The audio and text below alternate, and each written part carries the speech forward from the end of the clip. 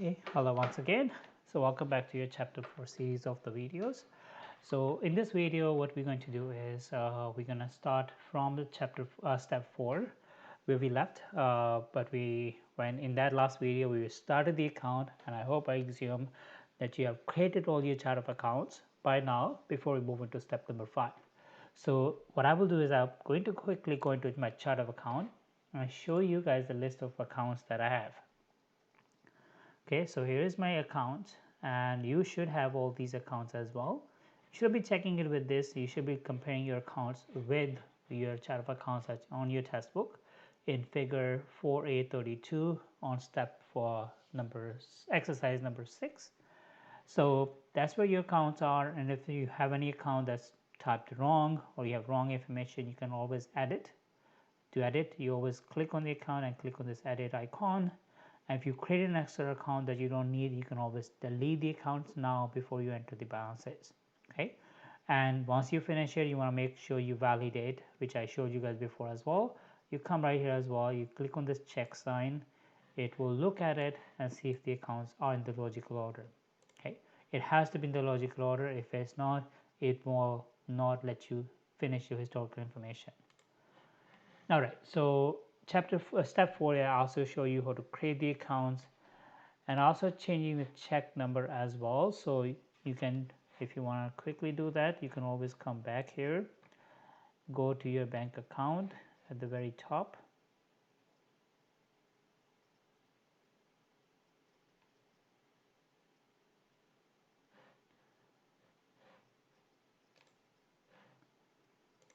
And click on edit icon, and then go into right here, click on this. It takes you to reports and forms, and here you can put the next check number, whatever it is going to be. So here for us is 642, so we enter the check number here. So system will remember what the check number will be. And if you want to make changes if you are printing checks from the printer, you can have to make sure that your alignments align with the type of checks that you have. Now next step we have in step 5 is linking the module. Now that's an important piece because we want to make sure that everything is linked. So we are going to be using AP and AR module, so we want to make sure that they are linked properly. So first we're going to go back to the same place as settings, and here we're going to go into this link up for both of these things. So we start with a journal, go and link up accounts. So it's going to ask you is what is your closing retained earning account. Remember there was one account that we created which was a retained earning account, and that was your capital beginning. So what we'll do is you click on this arrow. It only shows you list of your equity account only. So the one that we want to close it is 3010, the capital beginning balance. So we'll select that, so this will get linked. Then you go into the payables, and you're going to link up accounts. So for that, we have to link up the receivables module. I'm not going to do good received notes because we're gonna eliminate this. We don't use that. That's only in case if you're tracking your goods shipment from AP and AR. That's you have to have a separate module to do that. So you're not gonna link those ones. We're only gonna link the invoices and payment. So here, which bank account you're gonna use to make payment to your vendors, which is the bank account, and the accounts payable, we will link it to 2010. Freight charges, we don't have to, so we'll skip that. We don't have the freight expense account. And then we have a discount account, which is the purchases account. And then we have prepayment. If we do have a separate account, we select it. If not, we will select the same accounts payable account.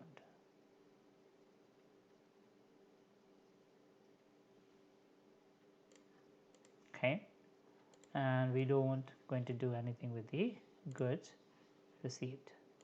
Now we are going to do the same thing with the receivables for the link account. Go invoice and receive. So here we receive the money in the bank account, and we use the account receivable, and the default revenue account is going to be revenues for 4010. Okay, we can use multiple, so at least by default it goes to this account. Early payments, we have a sales discount. Okay, we'll use the account receivable again, unless we have a company has a separate account to track this. Online payment, we don't use online payment in this course, so we skip these last two accounts and press OK. So that's how you do the link up. Once your link up is done, you move into step number 6, which is setting up the sales tax. For the sales tax, you have to go back to the same place again. Step, setup, settings, go into the sales tax. And then you have to go through these things, but you have to do step by step. First, you click on the taxes. Here you enter the information. What taxes we use? We use HST Ontario. Here you put the business number for 46752567. Exempt from the tax? No. Is this taxable? No. You don't pay taxes on the taxes. So here's the HST on purchases 2220. HST on sale 2210. A report on the taxes? Yes. Okay. So this is how you set up the taxes. Now you have to create the codes for this tax. That's where you put the percentage. So this is done. Now next step we go to the taxes. The first one is default. If there is nothing selected, it will be no taxes. Then the next one we're going to have is we're going to create one is HS, which represent HST at 13%.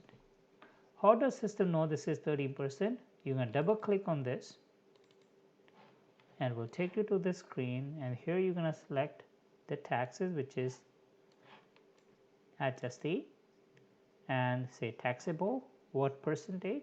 13%. Is it included in the price? No, it's always added on. Is it refundable? We're going to say yes, because we want this to be refundable, because anytime you pay, you get refunded, and you press OK. So now it remembers that anytime you select HS, it's going to calculate 30%, 13%. HI represent HST on taxes.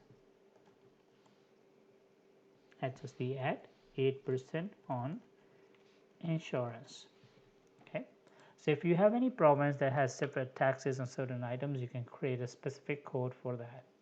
Now same thing, you double click on it, select HST taxable at 8%, and this one is non-refundable because you don't get that refunded when you get paid, because of it's a federal taxes. Okay, and that's what we set up for the sales tax for Zara Kitchen. And then we press OK, and once the sales taxes are done. So that was your step number 6. Now step number 7 is when you're entering the opening balances. Now that's another important piece as well, because that's where you enter the amounts based on the trial balance. Again, there are two ways to enter the balances as well. I'll show you guys in the next page, but before I do that, I want to show you guys on your test book. When you're entering the opening balances, you're entering opening balances based on a trial balance. So in your test or in your assignment, you're given a trial balance like this. Okay, so in this chapter, they're nice enough that we will give you what's debit and credit. But if you're going to do an assignment or the test, I may not tell you debit or credit, I'll just give you an amount. And I'll just make a note here that they are their normal balances. So you know that what the normal balances are for those particular accounts. So you have to use your accounting knowledge to do that. Excuse me. So now, what are the things that you have to remember? When you're entering the balances for asset, you know the asset has a normal balance of debit. So if you want to put that on the debit side, you put a positive amount. If you see this allowance for doubtful account, the balance here is a credit. So if you put the allowance for bad debt at 550, system will take that as a debit balance because asset normal balance is debit, right? So if you want to put them in the opposite side, you have to put a minus sign, right? So in this case, if you have an account that has a contra balance, then you have to put the minus sign, okay? And the same thing happening with the accumulated depreciation. Accumulated depreciation, we are putting that as an asset, but the balance is 11,000 credit. So therefore this is a contra balance, so I have to put a minus to show it on the credit side. Okay, so that's how it's going to happen. And same thing happened with the liability account as well. So you see that HSU in purchases, it has a debit balance, but liability normal balance is credit. So if you're going to put that on the credit debit side, you put a minus sign. So you always have to think about it. If it's a contra balance, you have to put a minus sign to put them on the opposite side. So equity, if it's a drawing account, obviously that's going to have a debit balance, so we put them a negative sign. Revenue, such as sales return, sales discount, they have a debit balance, so we put them on the negative sign. And anytime you have a certain expenses such as purchase discount, we put them a negative sign because they are going to be a credit balances. Okay, you have to remember that when you enter the opening balances. All right, so now what we're going to do is we're going to put the account balances. Now the two ways we can do that is, first you can go into a chart of accounts and open every single account and enter the opening balances here. Okay, for example, I put 100 and say save, and then you go into the next account, you put the balances, and then so far you keep doing that. Okay, that's one way. The second way, which I like it more efficient, is going to the same place we were before, setup guide, and click on accounts, comes back to the same place. Now here you just put the amounts here. So here I said $100, and next one is 17,106, then credit card receivable is 0, then my account receivable is 12,848.10. Now allowance for doubtful account, because the credit balance, so I have to put a minus 550. Inventory 102,500, store supplies 400, display equipment is 30,700, and accumulated depreciation is a contra account, so 11,000 minus, and office furniture 8125, and this is contra 34 minus 3450. Accounts payable, so this is a liability account, credit balance, so I don't have to put a negative sign.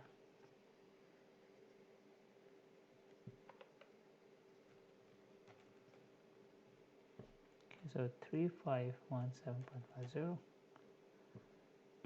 Then now HSU on purchases has a debit balance, it's a liability, so therefore it's a contra balance, so I put minus.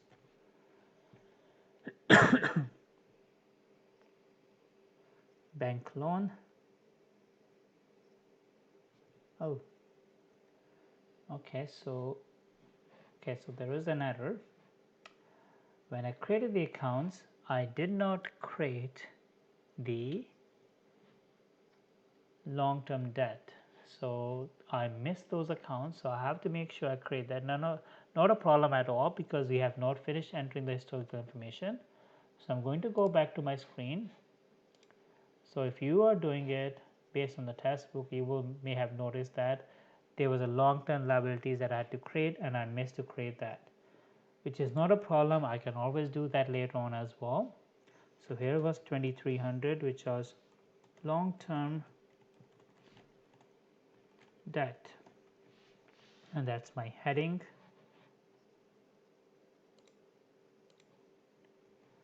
And then here we have 2310 as bank loan payable, and that's a group account, and then we can make this a long-term liability, and then we do a total for 2399, total long-term debt, and that's my group total. And now I can validate. See, it's validated, so now we are good. So I can come right here, enter that long-term debt, bank loan. I need to go back to my chart of accounts.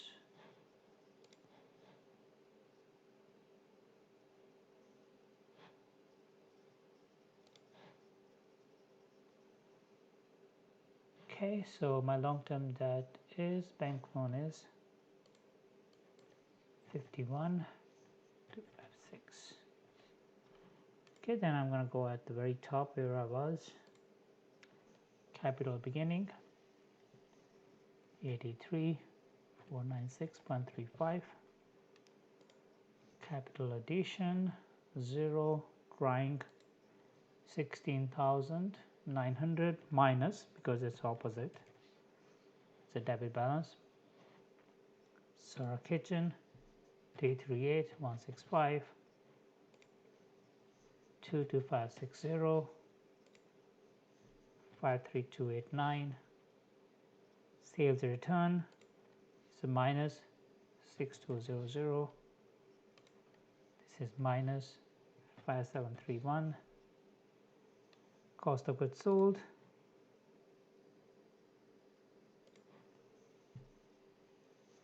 $285,386. Purchase discount is a credit balance, so I'll put that as a minus. Okay, then we come to the expenses 16,800, 46,980, 3216, 7468, 0 depreciation 9645, 0 bad debt 1796, 743. Oops. Okay, so rent 1800, store supplies, store salaries 46,980, telephone expense 3216, advertisement 7468, depreciation is 0, delivery cost 9645, bad debt is 0, utilities are 1796. That bank charges 743, credit card charges 9842,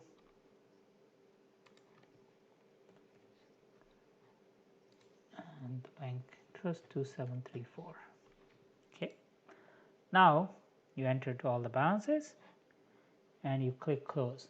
So now remember this, if you click close and you get an error, that error could be that your debit doesn't equal to credit. So I'm going to try clicking closes. Okay, so there it is, saying your accounts are not in the balance, are not balanced. How do you want to proceed? So I can cancel this and try to fix my error, but if you cannot fix it, you have to put the balances to one of the accounts, which I always recommend. Put it to the beginning opening capital, which is beginning capital, and then once you fix the error, then post the balance to the same account as well. It will automatically rectify the problem. So now what I'm going to do is I'm going to check my balances again.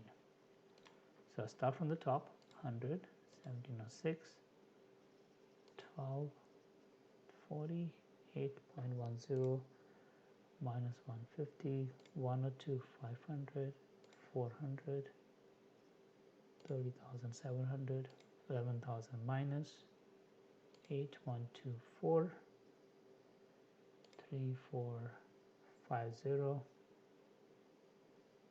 12, 134, 3517.50, 1410 as minus, and 51,256, 51,256, 83,496.35, 16,1900, 338,165, 22560,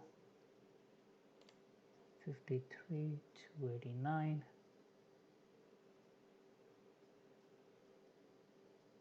Okay, so here was minus 6,200, 567, 5731, 285, 386, 7212, minus 1680, 46,980, 3216, 7468, 9645, 1796, 743, 9842, 2734. Okay, now I'm going to click close. Okay, same thing.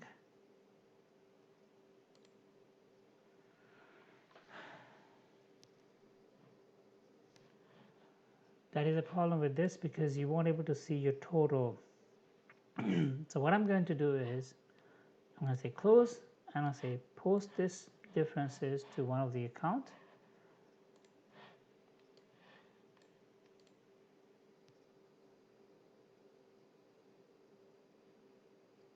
Case I don't like to do that.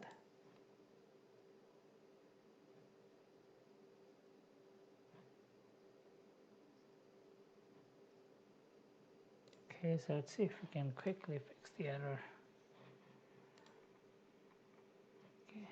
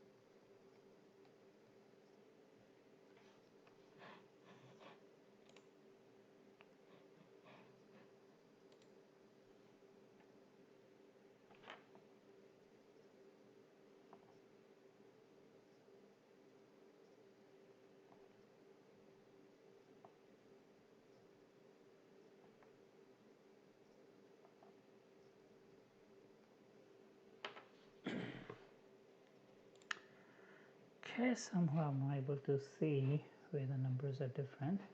So you know what? I'm gonna make a backup of this file first. Can't even do that. That is the problem when you're working with this tab. You won't able to come out until you balance it out. So let's see what we can do. So I'm gonna click close. What I'm gonna do is I'm gonna say, okay, well, that is the case. We're gonna post the difference to the retained earning. And now what I'm going to do is I'm going to go back, and now if this happens in the tab, that is fine because there is always marks for there are a lot of part marks. Okay, so I'm not checking the total. What I'm checking is so what I'm doing is I'm printing the trial balance to see if the accounts that shows up here are in the right places. Okay, well, that's weird. The account does balance, and then I'm going to make sure because it does, and posted the balances to the opening retained earning, which is right here, 83 496, which is right. So I don't know, maybe because I re-enter the number, that's why it's giving me an error. But then now I can double check that with my trial balance that's given on figure 37 to make sure all the accounts make sense. If you find the error, you can always go back and change it and then give you the error message, then you can say yes, and then that will take care of that.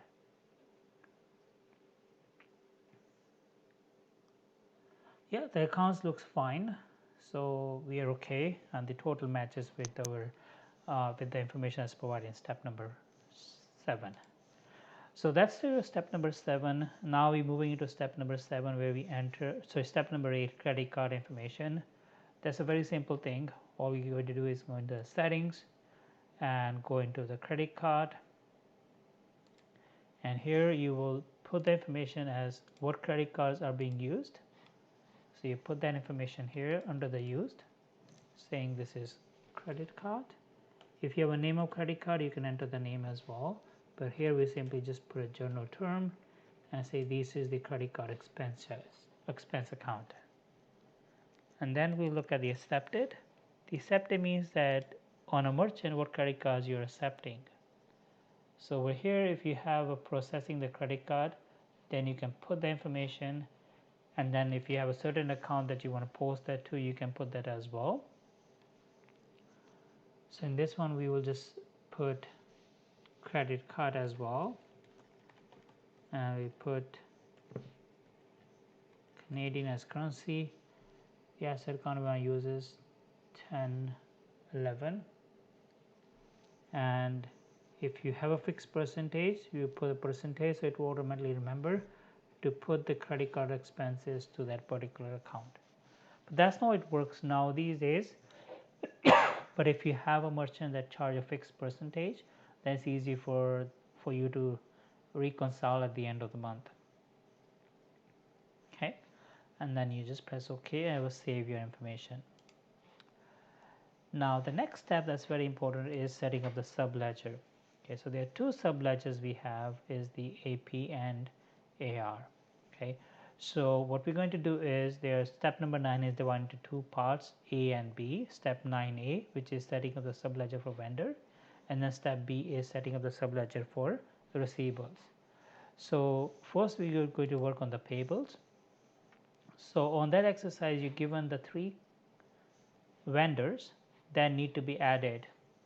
So to add a history, what you do is you click add supplier, and then you enter the supplier name. I'm not going to enter the whole historical information here. I'm just going to put the name of the customer or the vendor, custom cabinets, and then you put the name, all the information that's given to you. So here I'll just put the expense account that's given for that vendor.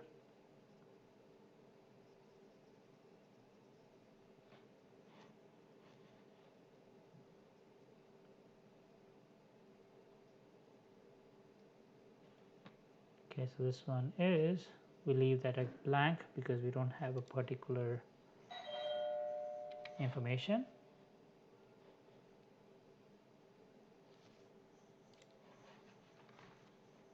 Okay, and then if we have a discount, we put a discount, otherwise we leave that blank as well. For the taxes, we make the tax code as HS.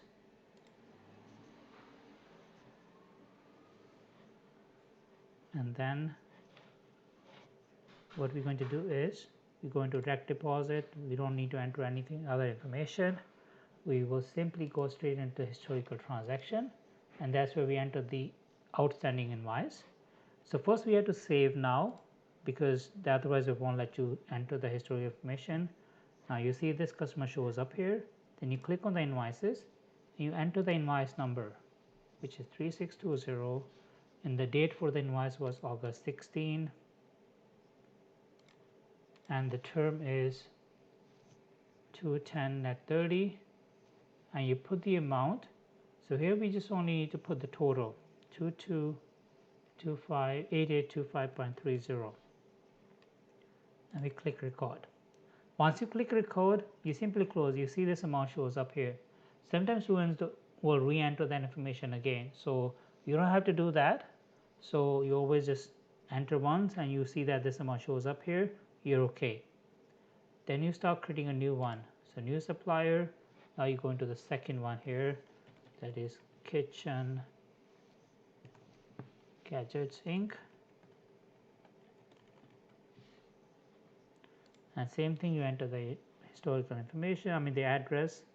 Under the option, if you have a particular account that you want to post, you can do that as well. If you check mark calculate taxes before,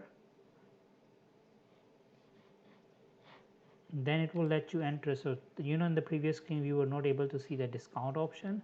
You have to make sure this is selected, and then it will let you enter the information with the discount. The previous one there was no discount applicable, so it kind of didn't provide that information because we only need the pre-tax number for discount calculation only. So if that discount is applicable, then you check mark this, and then it will show up in your historical transaction as well. Now go into history transaction, save now. Now you click on invoice, you see that it shows a pre-tax number now. So if you were doing the customer cabinet vendor, make the uncheck, and that will let you give you that option. 2650. So invoice number is 600. The date is August 20th. 210 net 30 2650. Taxes are 344.50, and then click. So now your total agrees. You click record and close. You see that shows up here. Create a new vendor. Now next one is you're adding your name landlord as well, but I'm gonna skip it. I want to just record office stationery because that's the one that has balance.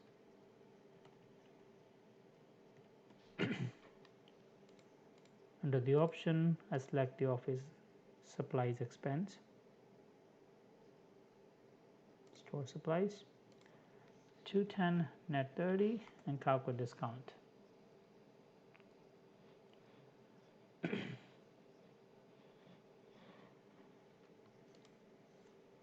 Terms, HST, then history, save and create the invoice. Number is 5628 and August 25th, and pre-tax is 278.27, 36.18, and your total is 314.45. Close and close. Okay, then we finish up entering the accounts payable. Now we have to do the same thing with the account receivable as well. Okay, in account receivable we have two customers that we need to add. Going to receivable, customer, add a customer. First we will create first customer, depot. Again, enter the information. I'll go into the option 4010, and the terms are 210 net 30. Okay, and then come to the taxes, say yes, and go into the additional information. So here they also give us the credit limit. Credit limit is 15,000.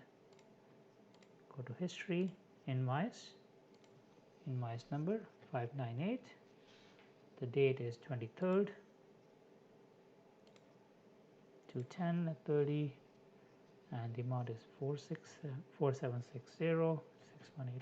The total is that. Click record and close. You see that shows up here. You create a new customer.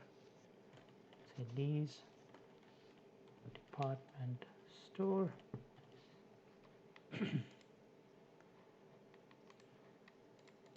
Go to the option, and this is again 4010.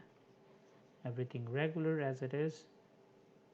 Go to statistics, 15,000 credit limit, historical transactions, save now, create invoice 613, and the date is 28th,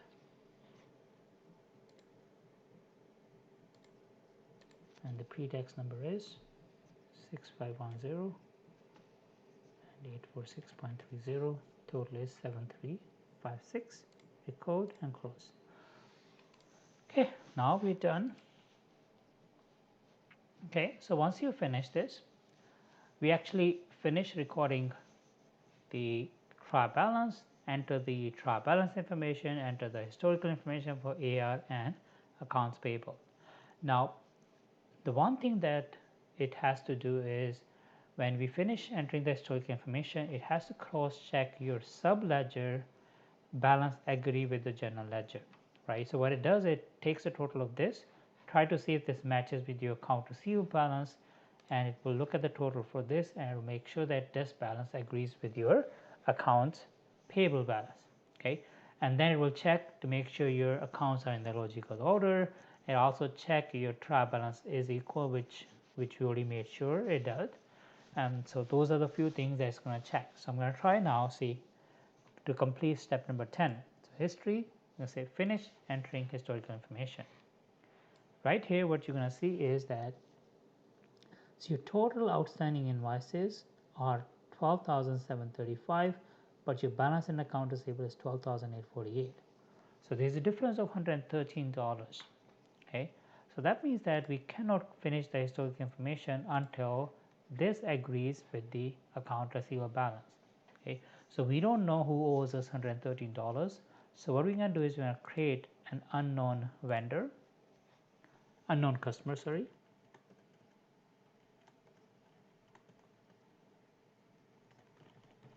Okay, and then we don't have to worry about anything else. We just enter the statistics. We will just make a limit of 130 so nobody can record more transactions. And here under the historical information, we're going to record an invoice. We can call it anything, and then we'll make it as no terms because we don't want to give any discount, and we make it pre-tax 113 and 0 taxes record. Okay, so technically we're showing that we have unknown customer with the $113. If we find out who it is, we can come back and change the customer name. If not, we have to write it off in the future. Okay, but now at least you can close your history. So history, finish entering the historical information. Okay.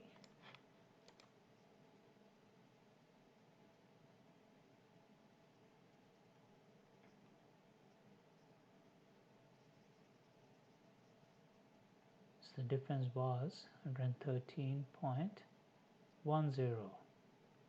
So 5378.80, 7356.30, and 113.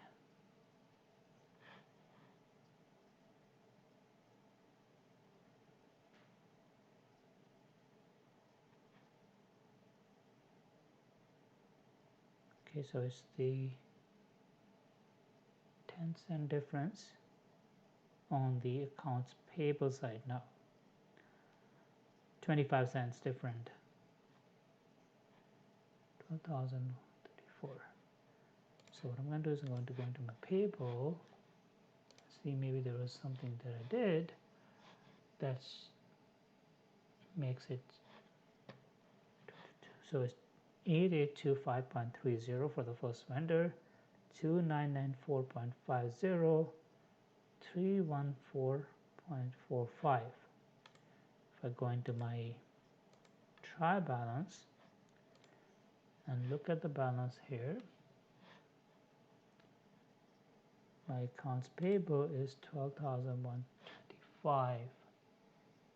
Okay, so now you know what the error was.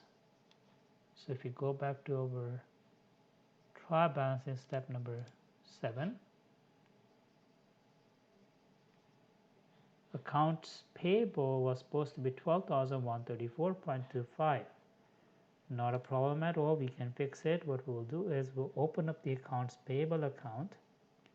That is the thing, we have to make sure that these things balances before we enter the historical information. So where is my accounts payable? See, when we do these kind of things, it kind of helps us to understand how the errors work. So I'm going to go into my chart of accounts and view accounts, and I'm going to look at my accounts payable, and I click edit. So not new, I'll click edit.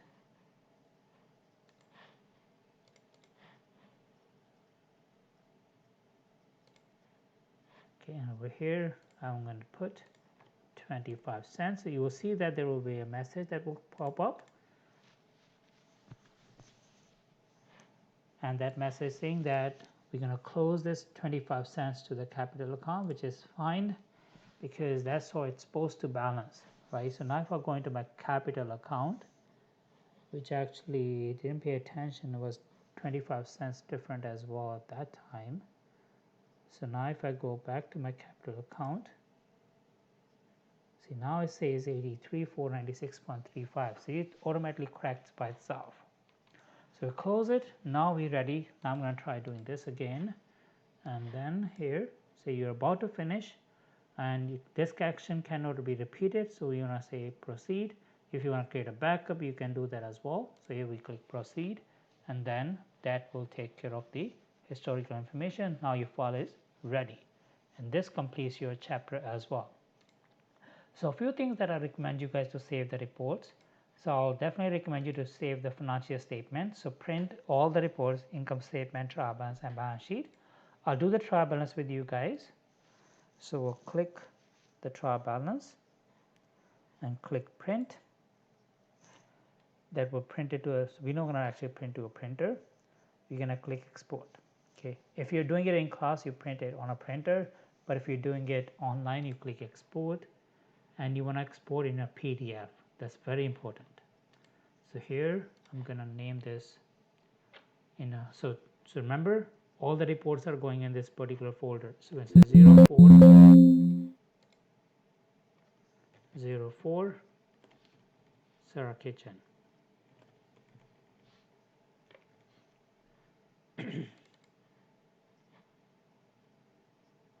And then I save a trial balance. Okay. Then what I will do is I'll print the aged supplier, and we want to make sure the information that we select here is a detail. And then if I tell you to include any of these things, say include terms, do that and press OK. And then export, and then we'll just name it as whatever it says. In the assignment, if I tell you to name it in a particular way, you want to make sure you save the name according to that as well. Then we do another report, which is receivables, customer aged, and same thing, we want to do a detail, not a summary, include terms, press OK.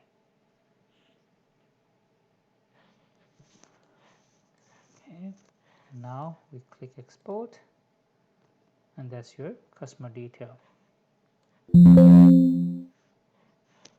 Okay, we do one more report actually, that's also very important, is your chart of account. So chart of account reports comes up right here, reports, and goes under the list, chart of accounts.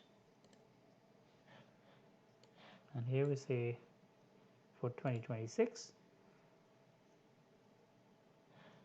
and this is where I check to make sure your accounts are in the order, you created everything correctly, and we export it and save.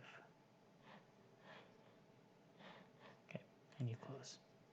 Now by chance in the test or assignment you're not able to set up your chart of accounts and make it logical, you can, or if you're not having a problem printing the trial balance, you can always print an alternative report, which is the from the list accounts, no supplier, from reports list accounts. So what it does is it gives me a list of the accounts with the balances. So this is a report you can only do in case you're not able to print your trial balance. Okay, that's only the alternative in that case. Okay, so at least you can get some marks for printing for the work that you did. Okay, so this is an alternative report, which is the account list. This can only replace the chart of a trial balance in case you're not able to balance your account, or somehow you're not able to finish all the step up to step 10 in setting up the company. Okay, so we don't save it, but in case you are, you can save that as well. Okay, So this technically wraps up your chapter 10. It is a very detailed chapter, but it's a very important chapter because major part of your test 1 is setting up the company. Okay, so make sure you spend your time in doing chapter 10. After you complete chapter 10, I recommend you guys to go back and do the challenge exercise 4.1 as well. So these are the two things that I recommend you guys to do it to master the setting up the company in Sage 50 2021. All right, so I hope this video is helpful and you're able to make a use of it. And I always recommend when you're listening to this video, don't try to do your stuff at the same time. Spend time to understand what I told you guys in this video, then go back, open your chapter 4 and do it yourself. All right, so that is it for this class, and then I'll see you next week for another video with another chapter. Take care. Bye bye.